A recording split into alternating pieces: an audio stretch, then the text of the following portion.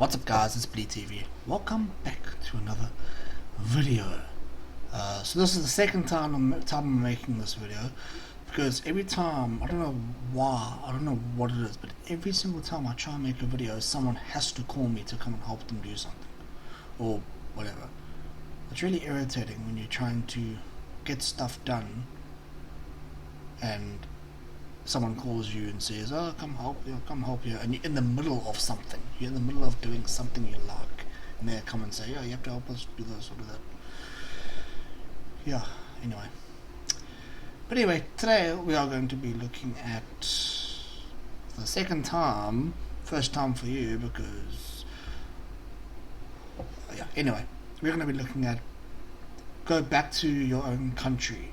Asian face racism during pandemic. I'm not looking forward to this because, guys, I hate racism so much. Really I hate it. Where did racism even come from? No one knows. Where did it come from? I mean, it's just terrible. And I've got a little light. Oh, haven't used it yet.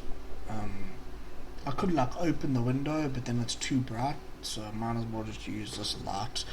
And it's better because you guys can see me. How bright should I have it? No, that's way too bright. I'll go down.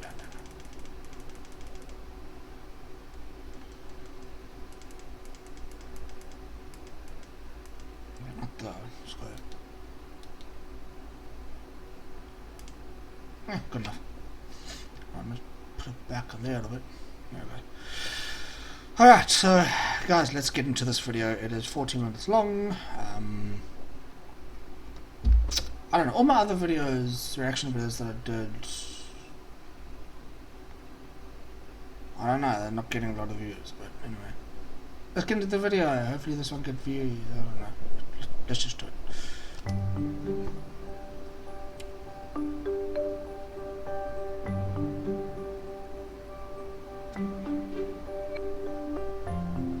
It's very ironic to be back here. Bryant Park is my favorite part of all New York City, only because I moved to New York City 10 years ago. I would come to Bryant Park like every day. It's a very special place for me. So I really did not expect anything to happen. I was like, in really good mood, and I was like doing power walk, and I'm going to work, and I'm gonna like really ace today. And I was actually walking right in this path. As I was trying to turn the corner towards the 42nd and 6th, I saw this guy coming towards me, and you don't think much of it, right? Our eyes met very briefly, and then I thought he was coming towards me a little too close, and then that's when he just punched me on my face.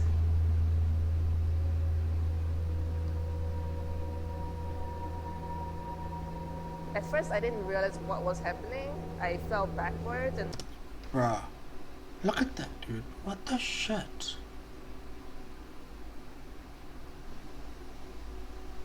Wow. Just, what is the reason for that? On my way to work, on the corner of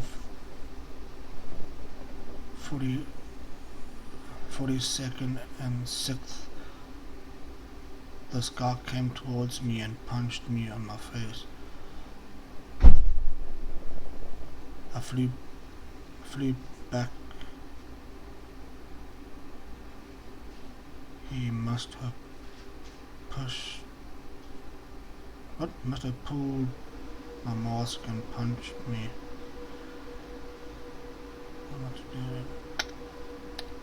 Dude, yo. What the hell? What kind of scumbag piece of shit does that to you? Even a woman. She's a woman. Doesn't matter if she's Asian, she's a woman. You don't hit a woman, you coward piece of shit.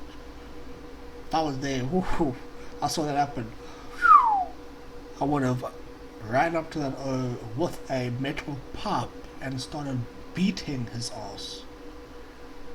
Then my head bounced on the pavements, and I was like, oh, and as I was getting up, I was like, oh, freaking hell, like my head hurts. Kate Bay has recovered from her physical injuries, but coming back to the park still feels traumatizing. It will. I mean, Sometimes a we're guy not just being, like, randomly a woman, punched her but for I think no generally, reason. I think it is just being an Asian, yeah. Because they would always say like, I am the coronavirus, I'm causing it, this pandemic. That's I what. thought everybody knew that Asians are being treated like under. That's what really gets my nerves going. Is yes, I get it. The coronavirus came from China.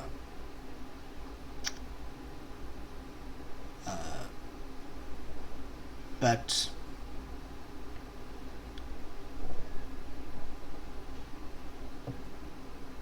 I don't think they were. I don't think it was intentional for them to release the virus.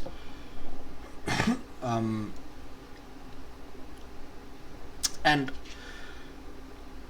just because you have you have Asians living all over the world. We have Asians living here in South Africa, you have Asians living in America, all over the world. But don't go and be racist towards them just because they're Asian and the coronavirus came from an Asian country.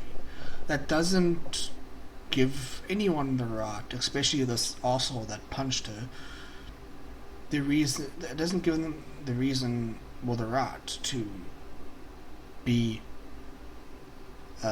racist towards them. I mean,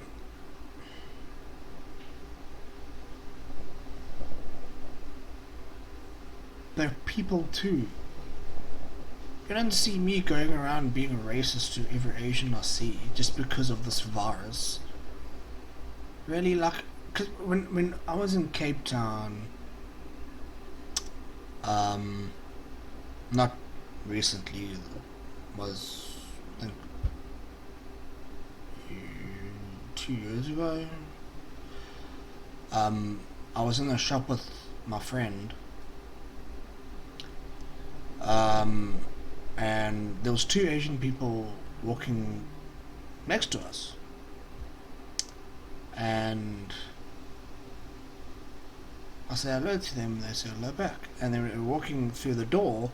I opened the door for them, and well, I didn't open, but I opened the door because I was in front of them, and I hold the door open for them, and they said thank you. I said no problem.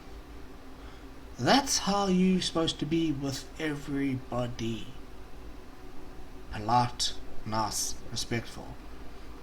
Not just going and punching a person just because they're of a different descent, of Asian descent, whatever. Dude, this racism against Asians is just getting out of hand. The street, like, and It getting really harassed angers very, me. very, very often. There are people But a lot of too. my white friends and You black don't friends, need like, to they didn't be- realize it. Don't need to be. There is no database on anti-Asian hate crimes, but advocacy groups report an uptick since the pandemic started. In New York, for example, police received reports of 20 anti-Asian crimes in the first half of 2020, compared to just 1 in all of 2019. This really just irritates the hell out of me. Historian Erica Lee says this discrimination traces back hundreds of years to when Asians first arrived in America. Exactly. One of the persistent myths or charges about immigration has been immigrants don't assimilate, there are too many of them, they bring disease. So many of our policies have been used to target specific populations for exclusion when there was really very little danger of contagion. This is especially true with Asian immigrants and especially true with Chinese in particular. It's being seen as something that is somehow sort of genetic or biological to Chinese people, to Chinese culture, and that's a troubling echo from some of the earlier rhetoric and policies of the past. Ain't got no law underneath of you. One of the racist insults that persists: go back to your own country. Go to your own country. Go to your own country, dreamer. Bye. It was a whole mix of being shocked, confused, not really sure what's going on, but then also scared because he thought he could get so close. Oh, she pretty. Yeah, I mean, hello, that is their country, dumbass. I mean, they immigrated to the country because obviously their country, they had to immigrate because of maybe job. They needed to get a new job or another job, and the money wasn't good where they were working before, so they had to immigrate to America because the money is good there. You know, it's sickening to watch how Asians are very belittled because of how they look and where they come from. You don't see Asians being mean and racist to white people. No, you don't. I've never seen it. So And was just being really aggressive. Tara Paucom and her friends were picnicking in Virginia when a man approached and started yelling at them. And I heard this voice, and it didn't sound familiar, so I looked up, and this guy was grilling my friend. He just walked up and was like, "So are you Filipino, Korean, what are you?" He went from like crazy to like really crazy, like in our face, yelling racial slurs. It was almost like it was like surreal, because you see things like that go viral on the internet, but you never like, or I guess relate to it as it happening to you. I started recording because, you know, I was afraid that it was going to start escalating and getting worse, and I feel like in this day and age, people or law enforcement don't really believe you unless, you know, they see it, or anyone really believes you unless they see it. The video has amassed more than 300,000 views since Tara posted it to social media. Good. In July. That's good. That's good. 300,000. As So a great people school could teacher, Tara see reciences messages how of tolerance and racist acceptance people to her are. young students. Racism is taught. It's not, you're not just born having racism. Exactly. It's learned It's from taught. your parents, it's learned through behavior. Yeah, Kids exactly. mimic what they see. They're like sponges. They hear and they see everything that the people they are living around or that are raising them, Yeah. they absorb it and they give it off whether you want them to or not. Exactly. No, dude. It is just terrible. That's the impact now. I hate is it. that you understand that this hate and this stupidity is being passed down. Exactly. That's what's frightening. He's 8.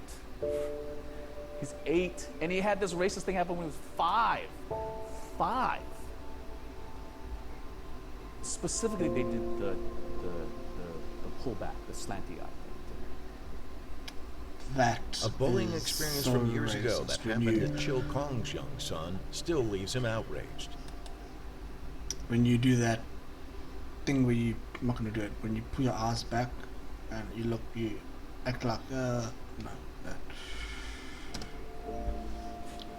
What is painful to know is that when that was described to me, it was just a flashback of all the times that happened to me. And you don't understand how painful that was until the one person you always want to protect suffers that. Chill grew up in the Washington, D.C. area. Racism wasn't always obvious, but it was always there in some form. And what I've found is that times haven't changed too much. The othering of people who do not look white European is really easy to do. You know, I've grown up in a world of microaggressions, which is really hard. People saying, where are you from? And your English is really good. And it's clear what they're saying in their head is that, oh, you're not from here. And then once the fear of a pandemic has happened and people are calling it the China virus and the Asia virus, once you start associating a painful thing of harm with an entire group of people, it becomes so easy to distance. And you already assume that Asians don't belong here anyway. Then of course, like, well, they brought it, so they should kick them out. People forget that that step is a really short step when you're used to othering them anyway. Here at Adventure Theater, diversity is celebrated through performances and, since the pandemic started, online discussions. I want to take us up to and introduce our host for Mixing It Up. Aaron Quill, please come on out. Aaron? What we're trying to just make sure is that the people who come to our theaters get to see themselves. Mm-hmm. That is actually more powerful than anything else. Just that they could see their own stories up on stage, to hear their own language. Hello? Who are you then? I'm a rabbit. I think we've done a fairly good job of representing our entire community, in particular the growing kind of community that we see as the future.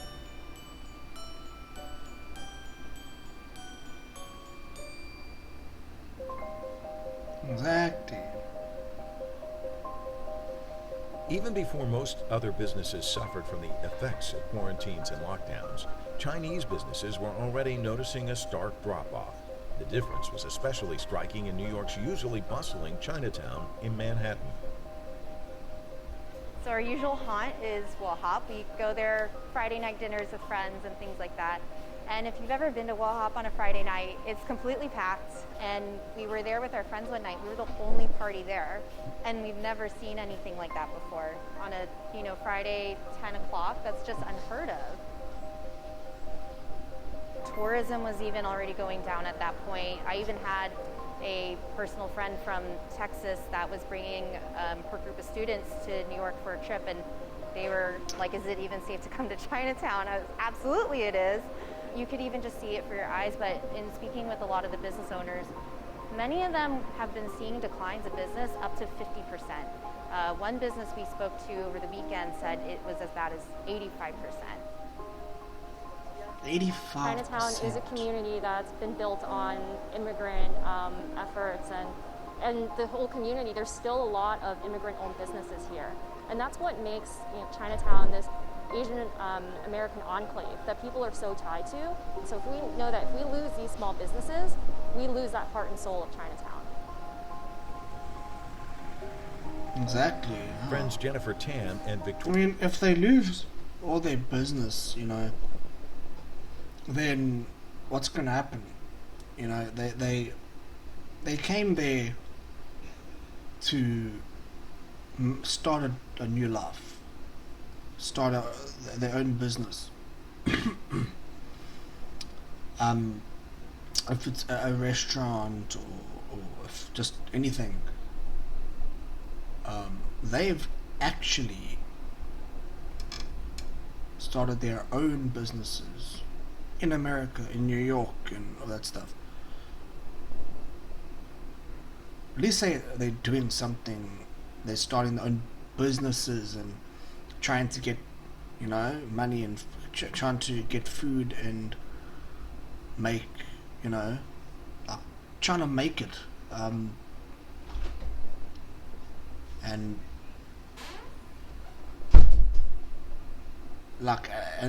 their businesses they're dropping, and not enough customers, not enough money coming in. It's terrible. It's just, it's heartbreaking. You don't know what they are going through. and also all this racism again, like towards them, isn't making anything better. Corey and Lee decided to do something about it. They started Welcome to Chinatown, a project to help the neighborhood's struggling businesses. We've raised over $300,000 in about 6 months. With the grants, we're hoping that it will help alleviate the overhead costs that they've been racking up during their closures. So whether it's paying utility bills or rent, or even adjusting for new expenses like PPE while everybody's still social distancing, it's to at least like help provide some type of relief that otherwise would probably not exist. We've kind of said Welcome to Chinatown in many ways is a love letter to this neighborhood that we live in. It means so much to us that goes way beyond just a place to live and a place to get great food. We've really seen how the culture of hardworking immigrants and the Asian identity speaks so much to many people, including ourselves, and I think that's kind of what helps to drive us forward with this initiative. This is a really stressful, they're hardworking unprecedented people. time. It does not help on They're the political hardworking landscape that these messages of hate are being pushed forward. So sometimes people are looking for outlets to blame situations like this on, and we have to really push forward and show that everyone's united. We should be helping other communities too. This is the time to do it. Exactly.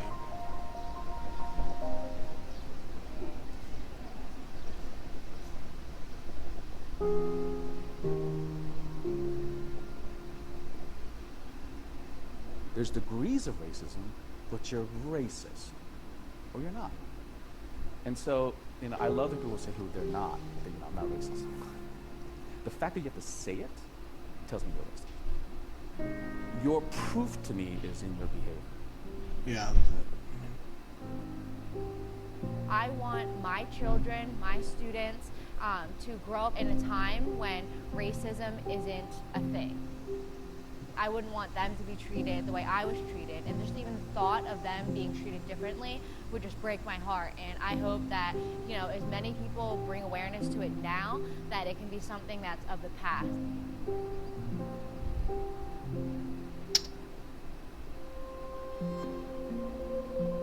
No, it's just...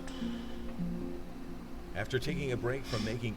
And also, that they make such nice things. They make such cool things. Like if you see, if they have their own, I don't know, fudge shop, chocolate shop, whatever this girl's doing. I think it's printing. Yeah, it looks like a printer, 3D printer, or not 3D, but clothes printer. They make such awesome things. I literally think they're smarter than any other person in the world. Except for Stephen Hawking and Einstein. But other than those historical people, they're smarter than the average person. So... Art, since he was punched, Kate Bay returns to the studio. So the only thing I can do is somehow create an art about this. And I thought about okay, maybe I should come up with a manual. How to respond to when this type of situation happens. And that's like my next project. Thing is awesome. It's definitely a cultural thing. I think that's why Asians are easy target, because I think you just expect Asians not to retaliate. Exactly. You know what I mean? It's like you just comply and just go with it. I'm a citizen. And I'm an artist, so I almost felt like I have to speak up. I really want to let people know. Yeah, exactly. They're not this... Asians aren't these timid little things that they don't do anything when you be a racist, or they don't retaliate. They will retaliate. You're being inhumane, you're being an idiot, and being an arsehole, you're being racist because maybe your life is not as great as theirs, or their life is not as great as yours, so you have to look down on them. It's not the way we were meant to be. We were meant to love everybody around us, not hate everybody. Especially Asians. They people too, they're human beings as well. Why look down on them? Why make them feel less than they already feel because of all this racism? Make them feel better about themselves. Know that this is happening.